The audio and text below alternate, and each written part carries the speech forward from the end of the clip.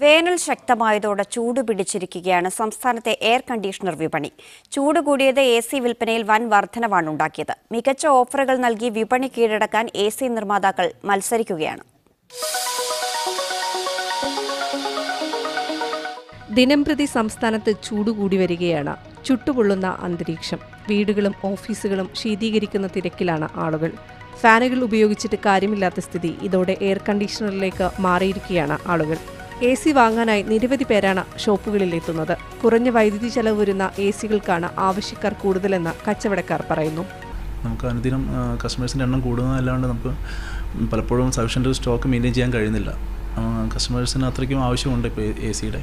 ഇപ്പം inverter AC എന്ന് പറഞ്ഞ ടെക്നോളജിയൊക്കെ വന്നതുകൊണ്ട് കറണ്ട് കൺസപ്ഷൻ കുറച്ചുകൂടി എക്കണോമി ആയിട്ട് വന്നിട്ടുണ്ട്. അതുകൊണ്ട് തന്നെ സാധാരണക്കാരിലേക്കും AC എത്തുന്നൊരവസ്ഥ ഇപ്പോൾ വന്നിട്ടുണ്ട്. 17,000 രൂപ മുതലാണ് ACയുടെ വില ആരംഭിക്കുന്നത്.